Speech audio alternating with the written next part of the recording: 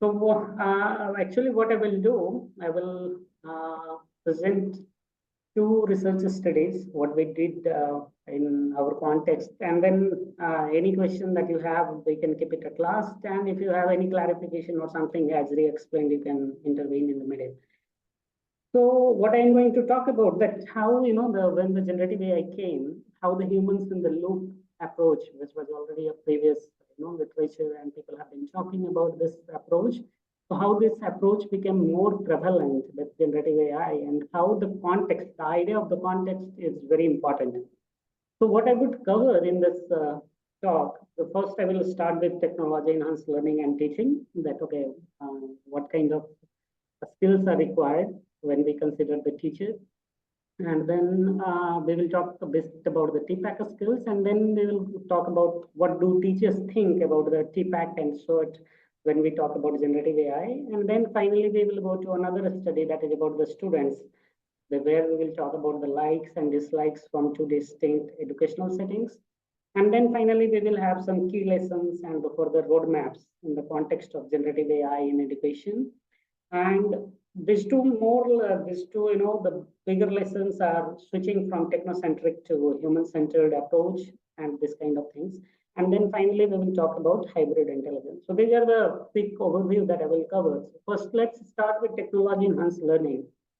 So technology enhanced learning is a very, strong area, research area that have been done in the last 2 decades almost, where we see on the left-hand side, you can see that when the duration of the content delivery is decreasing and when the size of the delivered content is decreasing, then we have a small intervention mediums like podcast, gamification, virtual reality, mobile learning, social media, and these kind of things.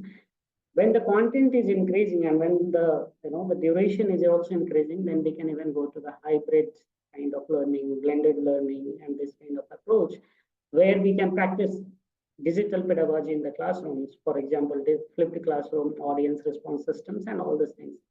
So anyway, I'm not going into the detail of technology enhanced learning. What I wanted to just quickly overview that when we are teaching or when we are learning, then the involvement of the technology, and when I'm saying technology, I'm especially talking about the digital technology, where we have the information and communication technology involvement, then how that setting influence our teaching and learning, and especially the context like developing countries, especially India, where you have a very nice technological infrastructure across the India. But what happens when this integration happens into education, especially teaching and learning? So if you want to practice either as a learner or either as a teacher, technology enhanced learning, then basically you should have three main pillars. So one is the content knowledge. So for example, if you're going to teach physics, so of course you should have a subject expertise about physics, but how you are going to teach physics, that is called the pedagogical knowledge. And now in that, how I want to teach physics, there will be some role of the technology. So for example, earlier teachers used to explain the physics concepts using the blackboard and chalk. So that blackboard and chalk can be also technology. But that era is gone and we are into the digital technology. So for example, we have the whiteboard. If we want to explain some context, then we have the YouTube video. So that kind of technology is another area. Now, if you consider a teacher's problem, so teacher have to know, first of all, the content, for example, physics, how I want to teach the physics, that is the pedagogy, that I also have to know. Then how do I want to teach using technology, that I also have to know.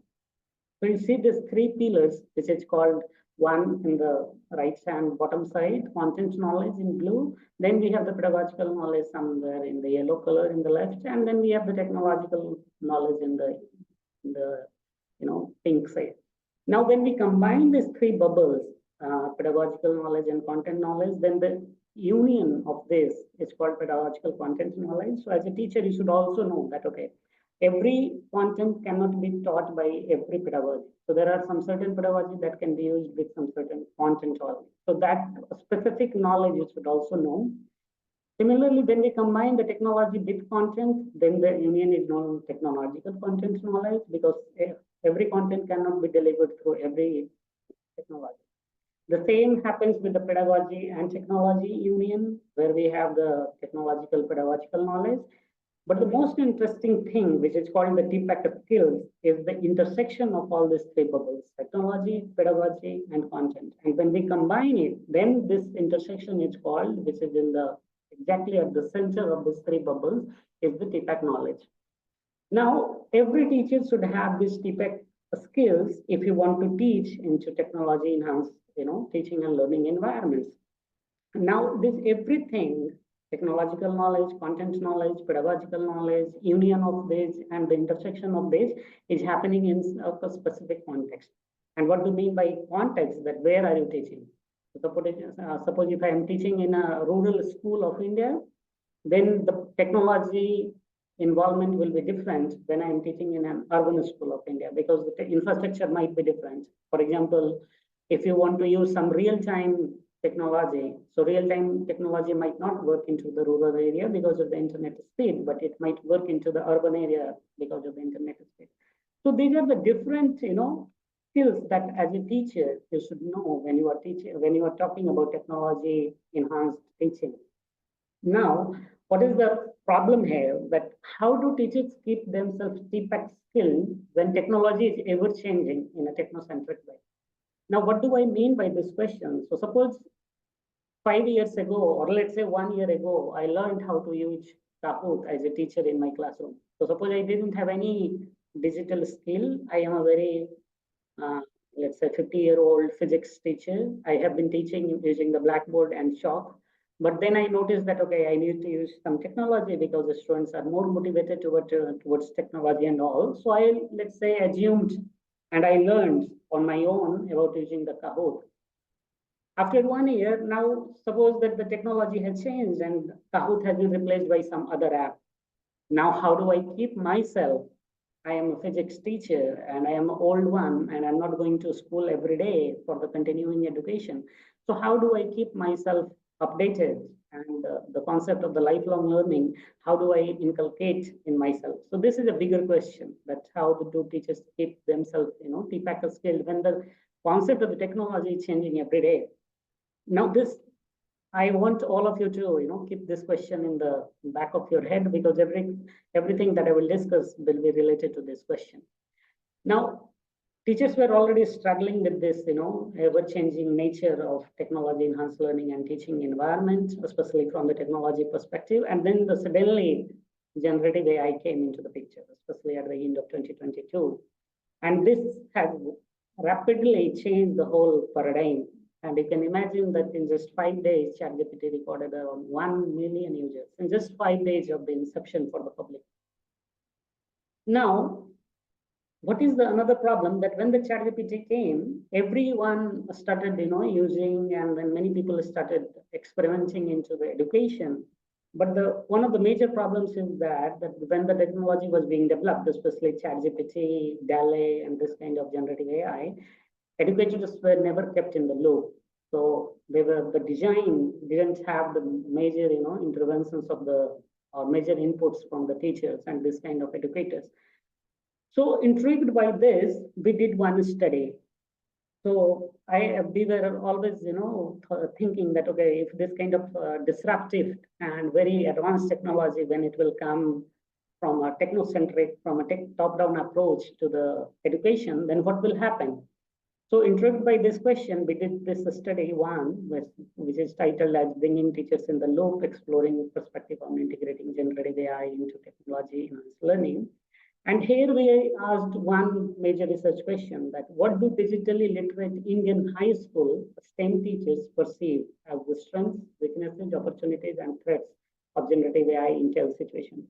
So here we applied with SWOT analysis, and for SWOT analysis, we also put the TPAC as the main vertical, and then we did a study whose methodology is in front of you. So we had this initial idea of digitally literate Indian high school STEM teachers, opinions on the potential of using generative AI. And then we use the TPAC model. And for the TPAC model, for each of the vertical, and when I say vertical, then I mean about technology, pedagogy, and content. And then we applied the SWOT analysis in the middle. And then we did qualitative approach. And we asked the open-ended questionnaires, and then we analyzed the qualitative analysis using thematic and content analysis. Now, for this, we had the selection of the participants and the different criteria to become the participants. So first, we started with 1,235 teachers, STEM teachers in India. Then first filtering was less than, whose teaching experience is greater than equal to 10 years. Then we had only 861 teachers. And then the second step is very important, and I want all of you to pay attention on the second step, which is digital illiterate. And when I'm saying digital illiterate, then we use the European framework, which is DigiComp Edu framework, and then we filter out the teachers. Similarly, we did the third filtering where the EdTech integration, they have some real experience and familiarity with the TPAC. And finally, the last filtering was, generative AI-based tools, whether they have used it or not, ChatGPT. And then we did some data cleaning because there were some inconsistencies in the data. And you will be surprised that we started with 1,235 teachers, and then we were left with only 67 teachers. And before I go further into the discussion and in this talk, I will just interject here that, you can imagine that how much the need is there for the digital literacy among the teachers, because you can see that the number dropped drastically from 861 to 579. And when we talked about EdTech integration, then the number again dipped to only 321. And when we talked about TPAC, it dipped to 135. So you can see that digital literacy for the teachers, it's a big issue right now in India. And when you think about digital literacy on top of that AI literacy and the generative AI literacy, then you can imagine what will happen. But anyway, that is a side thing.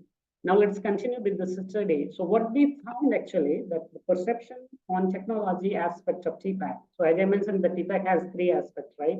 Technology, pedagogy, content, and the fourth aspect is the context where it happens. So what do teachers perceive about the strength of generative AI? First, the strength, most of them highlighted about human augmentation. They said that, that generative AI can bring the interactive learning experience, efficiency, time saving, and this kind of thing. Second, weaknesses. On the weaknesses side, the major theme that emerged from their responses, it was uneven technological infrastructure. And what they highlighted that, the technology infrastructure is not homogeneous across India. So there are some rural schools, there are some urban schools, there are some private schools, there are some public schools. So there are some, schools in somewhere in the middle where the technology infrastructure is not good and all. So this is one problem, big problem. So access limitation is there, technical support is needed. So for example, there is a biology teacher and he doesn't know how to set up the computer. Then how do you deal with the technology? So this kind of weaknesses was mostly highlighted by most of the teachers. Then finally, some opportunities were highlighted for the generative AI. So they said that, it can bring the blended learning approach into the picture, into the real picture, real world context they can show. So for example, some teachers gave me the example of that if we are teaching about how to become the flight attendant in the school, and suppose we don't have the aeroplane in the school, then how do we teach it? So we have the simulations, we have the YouTube videos. So this kind of thing can bring the real world context. Many people were also talking about virtual reality and this kind of thing. Finally, most of the teachers talked about the threats, and the main threats were data privacy and ethical concerns. And I want all of you again to keep this point in mind, because the second study is linked to this point that most of the teachers, they talked about data privacy and ethical concerns when the generative AI will come into the picture. And the major sub-themes that emerged into this category was data privacy risk, and ethical algorithm design, and data dependency. Okay, so let's move from the technology to pedagogy. So on the pedagogy aspect, what do teachers perceive? So again, the strengths, they talked about pedagogical enhancement. They said that, they can work on the personalized learning experiences, active learning encouragement, and this kind of thing. In the weaknesses, again, they talked about pedagogical adaptation challenges. So you can see that it's a vicious cycle. So some teachers are saying that it will improve the and enhance the pedagogical enhancements, pedagogical practices. Others are saying that adaptation is very complicated because when you want to adapt some, you know, innovative pedagogy, then what kind of support you have, what kind of paradigm shift you have, will the school principals allow that kind of thing, how we will cover the curriculum and all these things.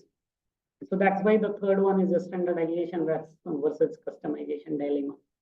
Then we had some opportunities that teachers talked about, and then most of them talked about learner-centered instruction. So this is very interesting, and I see it as a very nice future in the coming years for the education, because there will be a shift from the content-centered pedagogy to the learner-centered pedagogy, and they see that generative AI can do it.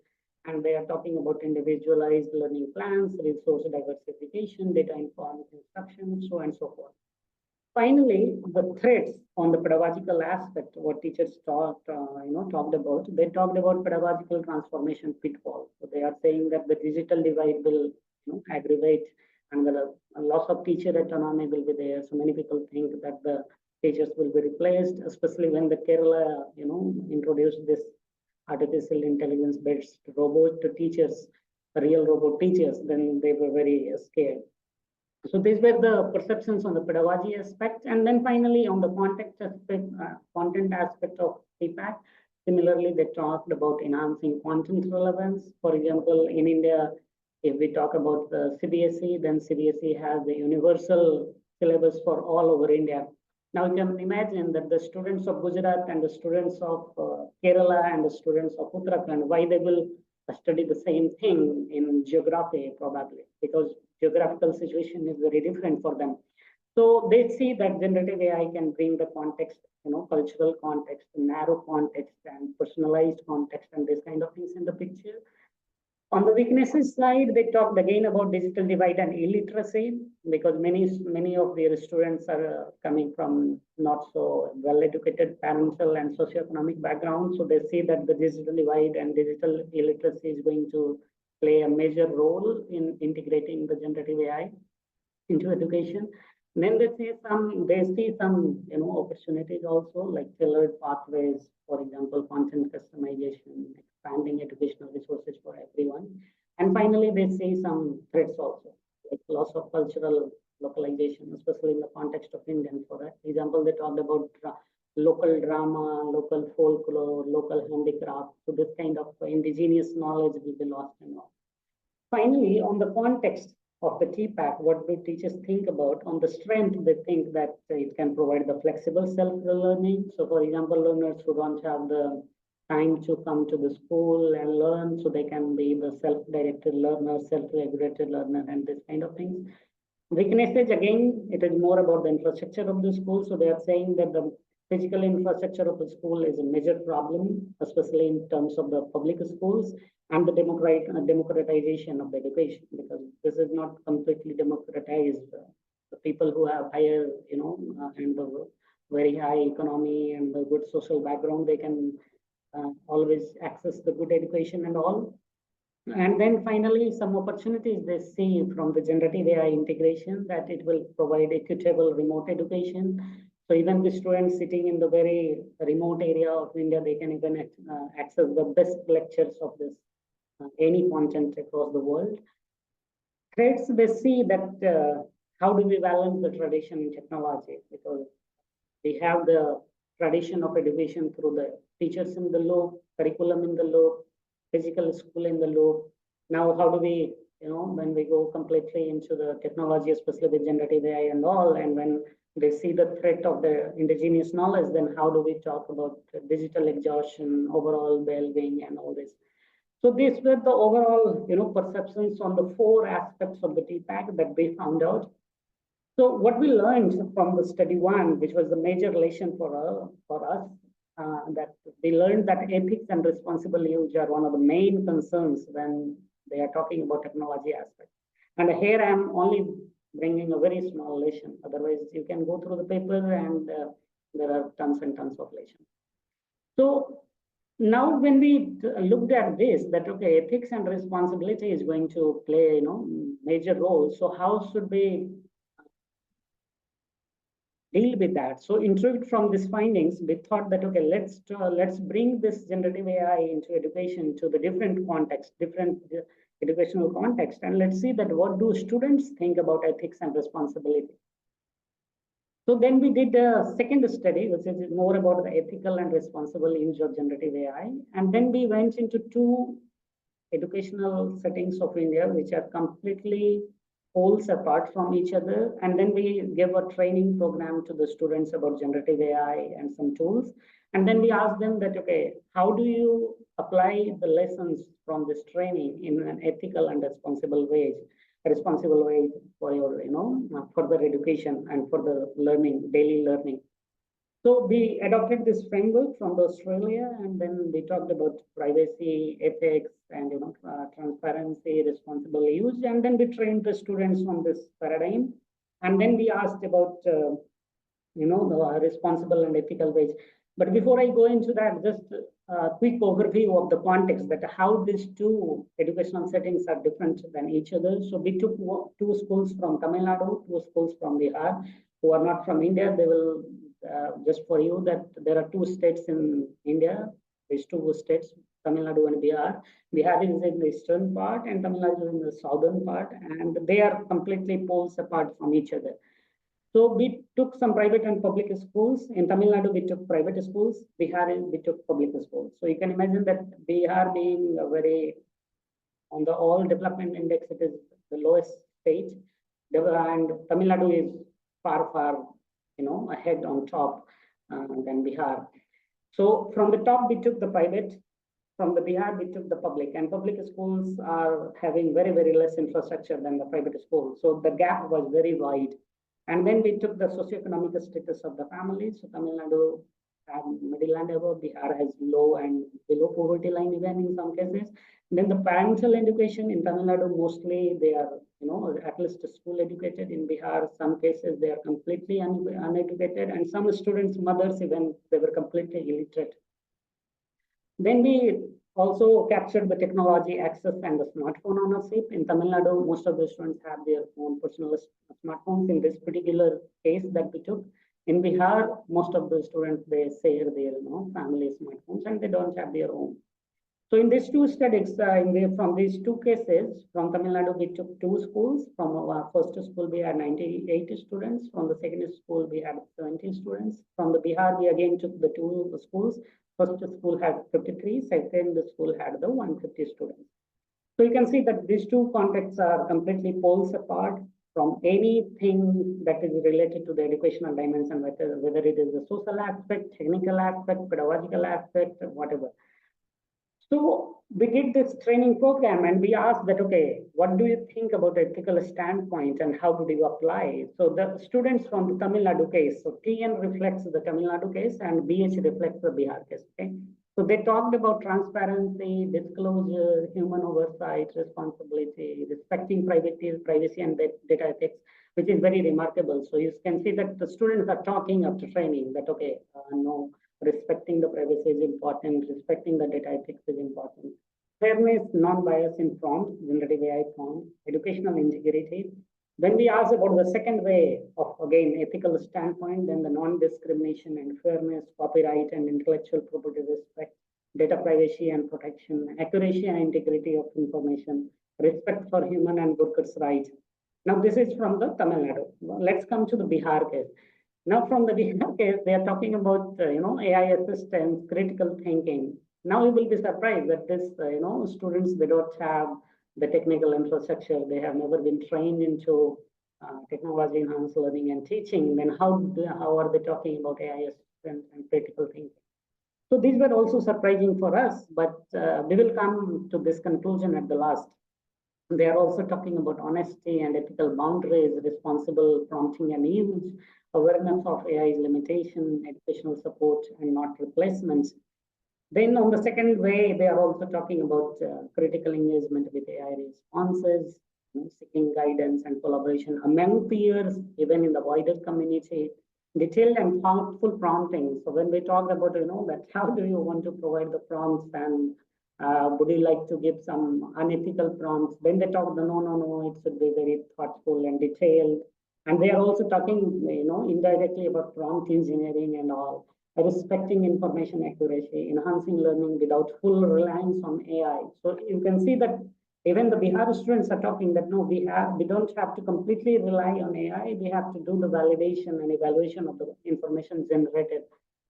So this was the ethical standpoint. Now let's come to the responsible standpoint of Tamil Nadu case. So we asked that, okay, how would you responsibly use the generative AI after first we gave the lessons about responsible use as I showed you in this framework, Australian framework.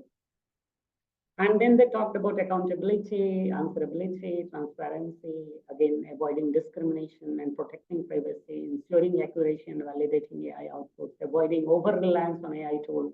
So you can see that the Bihar students who are talking in ethical viewpoint, Tamil Nadu students, somehow they are talking in responsible viewpoint. So somehow they are maybe one step further because Bihar students are still talking about the ethics, but Tamil Nadu students are talking about responsible use. But there is no such, such lagging. So most of the context is very different, but they are still talking about the same thing.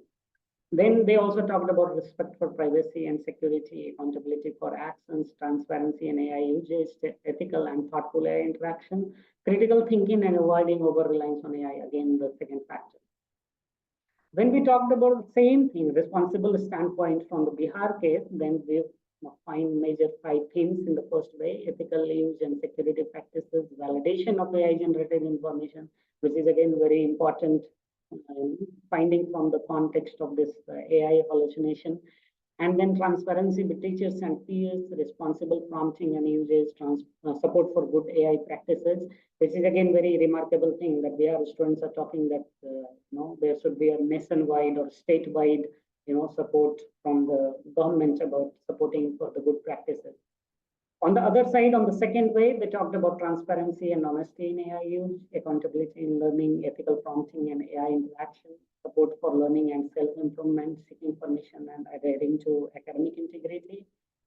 So from this study, what we learned about the major lesson, what we discovered that even though the context is completely different, and when I'm talking about context, I'm focusing on the technology infrastructure. Even though the context and the educational support is completely poles apart, still you can see that the students can adopt the most advanced, even the technocentric technology enhanced learning tools. So they adopted the generative AI, they wanted to integrate it, they wanted to learn more, and even they didn't had any fear of using the concepts like ethics and the responsible usage. So this shows that even though we have very advanced technology from a very technocentric point of view, still it can be integrated into the society, into the different educational context. There is only one thing that we have to focus on: the right amount of training and right amount of support. So I would close these 2 studies here, and then I would give a brief overview from one of the recent development into generative AI into education, that what is the future of generative AI when we keep educational ecosystem at the center. So this model was presented by Mutulu Kuprova in the LAC 2024, and he talks about that how do we see the technology into the education. So first, on the x-axis and y-axis on the left-hand side, in the first quadrant, we have the most traditional educational technology, which is having almost very low automation through AI, and we have a very low human control. So this kind of educational technology, for example, slide, for example, presentations, for example, some whiteboard and all, where you don't have the automation, so AI is not involved there, but human can control almost everything. So both the things, automation is also very low and human control is also very low.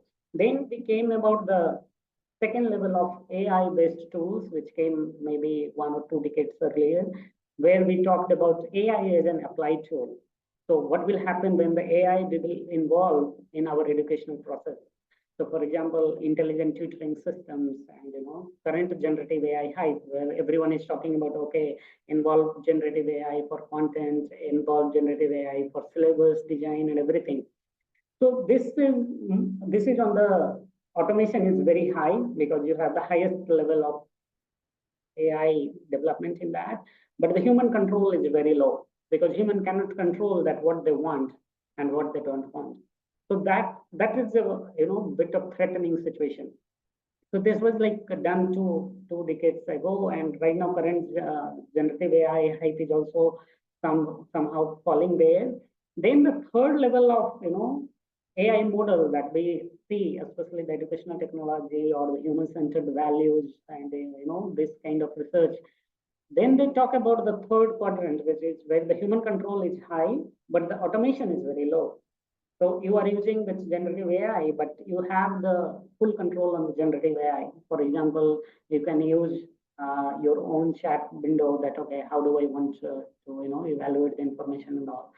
So what happens when in the second quadrant, which is on the x-axis on the right-hand side, here we are using artificial intelligence as an applied tool, but whereas on the x-axis on the top side, the third quadrant, here we are talking about AI as a model to operationalize and to also understand about the learning. Now, the fourth quadrant, which is the future, probably we will see in the next slide. So how do we go into the fourth quadrant where the AI is not only as an applied tool, but AI is also as an externalization tool so that we can understand about learning, which has been a black box since I don't know how many years. So Mutlu argues that we should have the ethics-based human values at the center, and then we should have the human agency, prediction, and normativity. But at the center, we should have the ethical values and human-centered approach. So he suggests that we have to go into the fourth quadrant, which is where the automation is also very high, but the human control is also very high. And there we will have the concept of the hybrid intelligence, where the human intelligence will coexist with the human intelligence. So I can learn by using the generative AI, and I can teach by using the generative AI, and I am not going to feel the threat of being replaced, and how my cognition, how my constructivism will evolve with AI or with generative AI to be very specific. And he coins this term as the hybrid intelligence systems, where he says that the human intelligence will live with the artificial intelligence, and that's why he coins H plus A, which will be always greater than the hybrid intelligence. And he suggests that it is not about replacing AI with human intelligence or human intelligence with AI, but it is the coexistence of human intelligence with artificial intelligence. And this will help each other. So humans will learn with AI and AI will learn with humans. And this way, these both parallel systems will learn each other, and probably in the future they will be more evolved cognitively and constructively. So having said that, this is the final message from my side that this might be the future that I believe that this is going to be. So yeah, thank you very much. And if you have any questions, feel free to ask me. Yeah. Thank you. So I will stop sharing. Thank you so much, Dr. Shankar. Fascinating. I have a lot of questions, but I want to go from the top and give other people the chance first. Yes, the first request was if it would be possible for you to share your slides. This is we could add a link in the YouTube video, or you could just send it individually or not share it. It's completely up to you. I can save you later, and you can involve. You can put it in the YouTube video somewhere. Okay. So do you want to leave you want to leave some contact details, or I'll just put it up on the video description when it's ready, or? Yeah, anyway, it will work. Anyway, I'm sharing it right now, so that Okay, so it's in the chat right now? Yes, I will share it. And Richa is also asking for the paper, if possible. There's a paper for, I think, for the first study. Yeah, that is also involved. That is already in the slide, so that is there. Excellent. So everybody, before this meeting is over, if you want the slides, make sure to click on the link and download the slides from there. That's great. Thank you. So I'm just going to run through questions. Okay, I see that Richa asked, how old were the students? I'm assuming she's referring to study number 2. Yeah, so in the second study, students were around from 9th grade till 12th grade. So 9th, 10th, 11th, and 12th. So almost aged between 12 to 16 years old. Okay, so I mean, this is just because we teach ethics and value course and also critical thinking. And it becomes, I mean, it is so difficult to teach these 19, 20-year-old students in my class. So I was just wondering whether you have defined ethical behavior, ethics for them, or they were like just using these terms without any understanding or without any definition. Yeah, no, actually, I didn't put much detail because it's a very big study. So I didn't put so much detail. But the idea was that first we trained them that what is ethics and what is the responsible way of using the generative AI. And we showed them some case studies through the prompting. That okay, what will happen if you will put this prompt, and what will happen when you put this prompt, and what is the ethical standpoint. So we had the explanation of the ethical standpoint from this framework, and we gave the training around I think 16 hours, 2 hours per day, continuously for 8 days. And then we had the case study on each of the aspect of the ethics and each of the aspect of the responsible use. After 16 hours of the training, we gave them another 8 hours of the training, and we asked them to do some chart paper activity where they had to come with some scenario where they would like to, talk about some ethical and responsible ways. And from this chart paper activity, we had some questions. And based on that questions, what the study that I presented. Okay. Oh, okay. Okay, thanks. Thank you. Thank So you for if the I question. understand correctly, in study number 2, the students spent 16 hours working with, was it ChatGPT specifically? With the master trainer and demonstrating through ChatGPT. What kind of activities? Is it programming? Is it up to them what they did with it?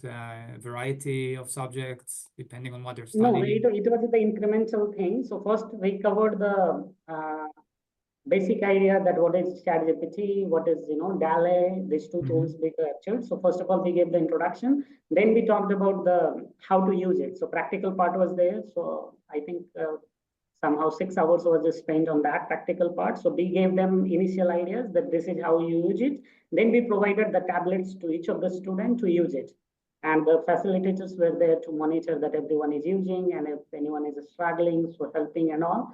Once the practical part was done, then we again introduced the ethical and responsible ways of using it. So again, a bit of lecturing was there. And then we again did the case study where we asked them to again use the tablets and apply some ethical and responsible ways of using it. So this is how it was done. So incrementally, concept was introduced, practically it was done, and then some applied part was asked to do it on yourself. So just to ask about the content of the activities themselves. So when you say the practical part and the case study, so was this just up to the teacher at that school? Yes. Up to the teacher. But it had to be around responsibility and ethical decision making. Yes. So those were the guidelines. Yes. Yes. So for example, we gave some quick boundaries that okay, if you are going to ask this kind of, for example, if you want to make a routine using ChatGPT, daily routine, then how would you do that? Then we ask that, is it okay that you ask ChatGPT to make a routine for your sister? And if you think, then what is the ethical and what is the responsible part that you say? So this kind of case studies we gave to them.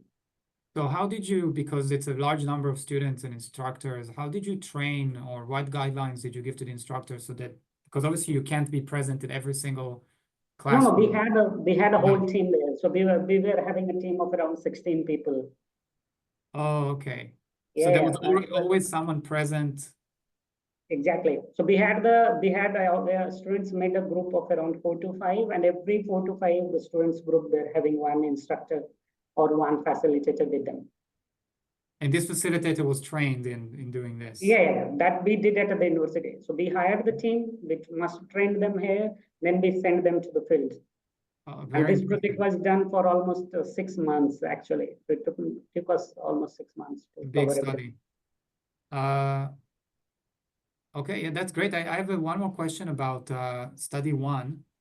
Yes, please. So, and maybe I missed this, but were the instructors asked, it seemed to me as if they were asked about TPAC generally, but were they asked more specifically about generative AI within TPAC, or did they just come out and then No, the second study focused on generative AI? No, we asked actually that imagine that you want generative AI is there, because first we selected only those participants who have used the generative AI. Yeah. So they have used ChatGPT or DALL-E or this kind of things, or either on their own or in their classroom, doesn't matter. So if they have used the ChatGPT, so we ask them that imagine that in the future, this ChatGPT is going to be used in your daily teaching practice, then how do you perceive this technology and its strength? And would you consider this technology to integrate with pedagogy, because they know about TPAC skills? So I asked them that, okay, imagine that technology is replaced only with the generative AI. So can you include or can you combine generative AI with pedagogy? And if you will combine that, what are the strengths do you see and what are the weaknesses do you see? So it was about the imagination from the practitioner's view.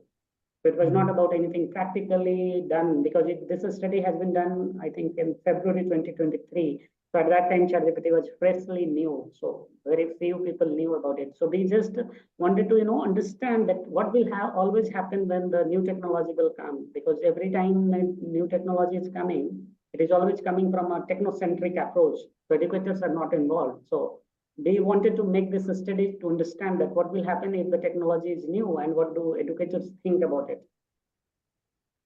Interesting. I mean, I have another sort of bigger discussion question, but I want to see if anybody else wants to use the microphone or the chat to ask a question or to make a comment before I launch into my question. I would rather give the priority to somebody else.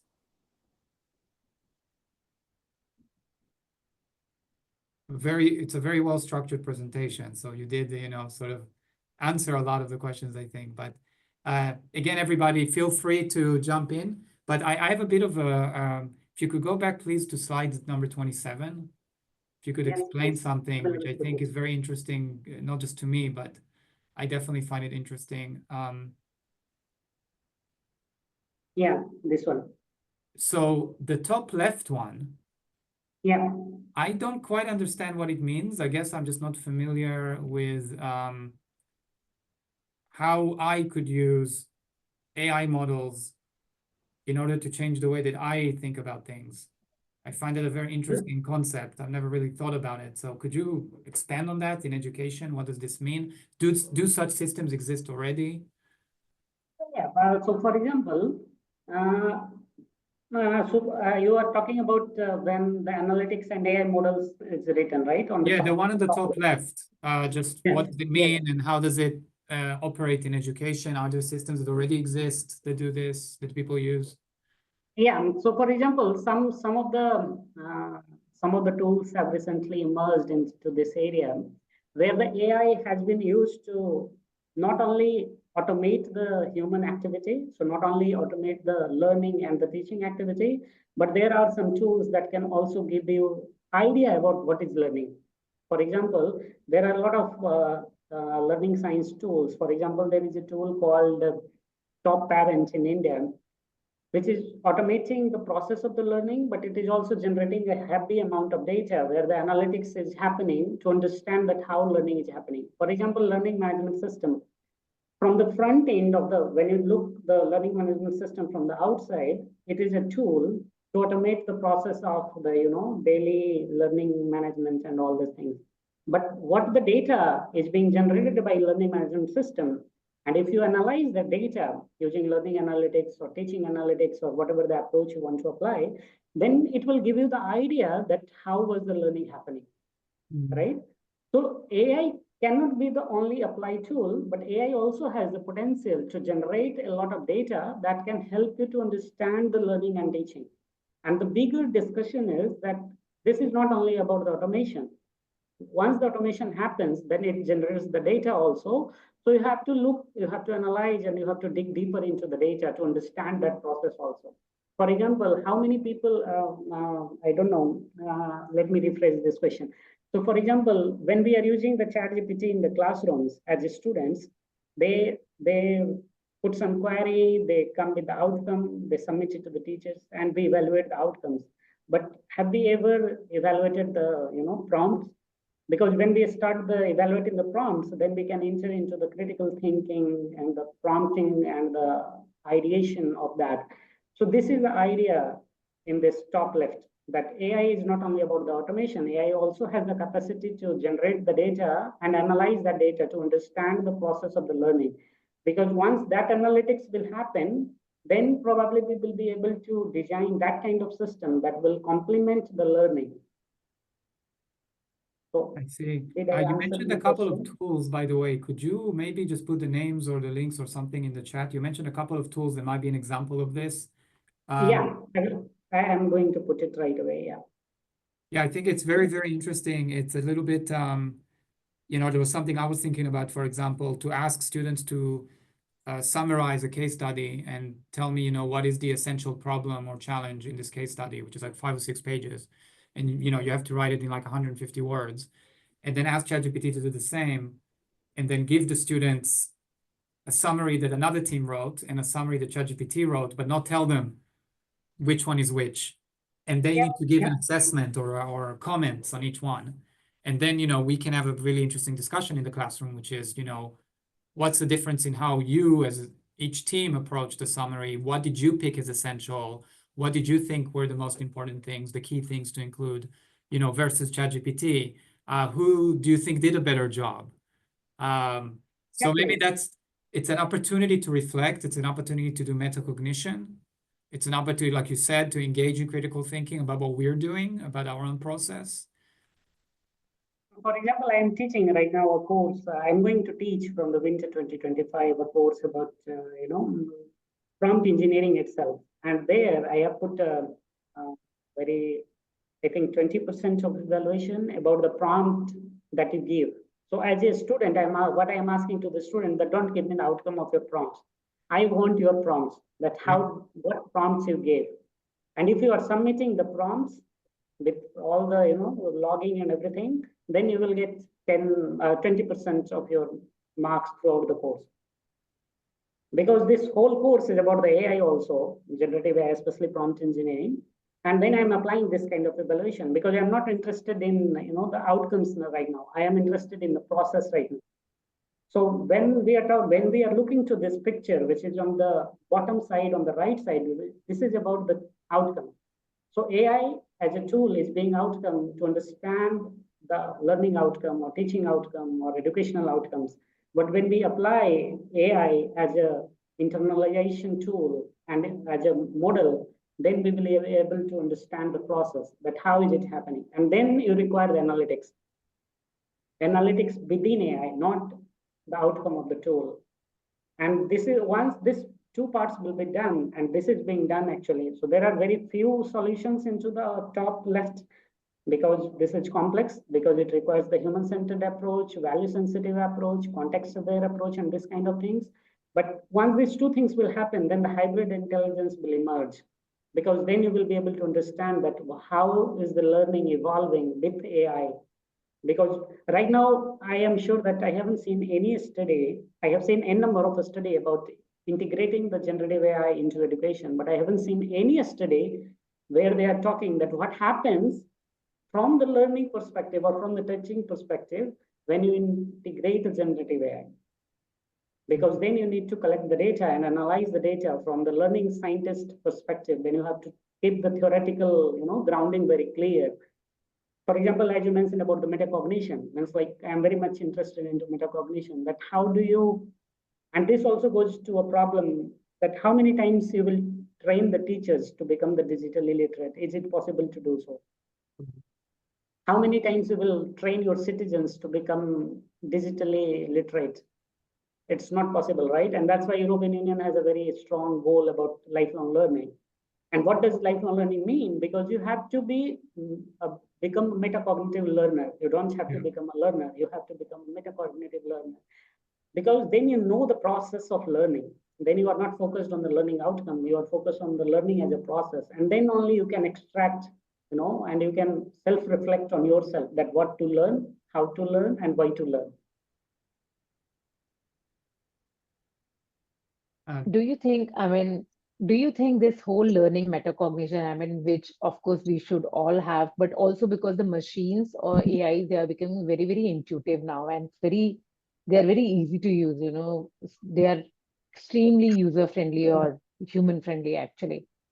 I would like to know a very, a very quick and very silly type of question. How you have defined digital living teachers? Were there criterias, that you should know this, you should know, or you have used this kind of tool, because when you say digital literate, most of my teacher they will say, yeah, we are. But then, so Yeah, was there I any totally particular relate definition to or this. parameters? Yeah, so I totally agree and relate to this point that from where it is coming, because whenever you ask anyone, everyone will say that I'm digitally literate. My father, he has zero literacy in my opinion, and he has never used any computer for his work, but he spends almost 1 hour per day on his smartphone. Now, would you consider him the digital literate person? When I say from my angle, from the educational, when we take the framework from this European Union Digi Edu framework, then I would say that he is not digitally literate. He is maybe digital user or savvy, or I don't know how to call it, but completely he is not a digitally literate person, because literate, but to become the literate, there is a specific point that you have to qualify. For example, Digi Edu framework suggests that if you are a teacher or an educator, and are you able to use any ICT tool using any pedagogy to implement any of your learning sessions into the classroom? And if you are able to do so on the Likert scale of 5, then you are the digitally literate. So digitally literate doesn't mean to just use the technology for anything. Use the technology for your job role in a very theoretically defined way. For example, I have been in Estonia for almost 7 years, and I have seen this whole process in my life. So they are very much, digitally literate educators, in my opinion, because they know how to use even the lowest level of technology with the best pedagogical approach in the classrooms.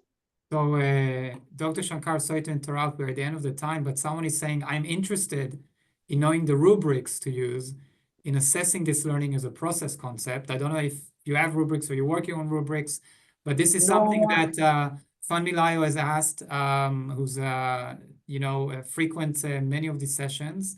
So I would say get in touch with Dr. Shankar. There are contact details in the presentation that you shared with us. Or you can put it in the chat. It is there on the last slide, 29th Excellent. slide. Thank you so much, Dr. Shankar. This is good because it means that we still have more to discuss and more to ask. And let's keep in touch. And thank you so much to my host, Dr. Richa Mishra, and everybody who attended, as always. And we will let you know about next month's session very soon. Bye, everybody.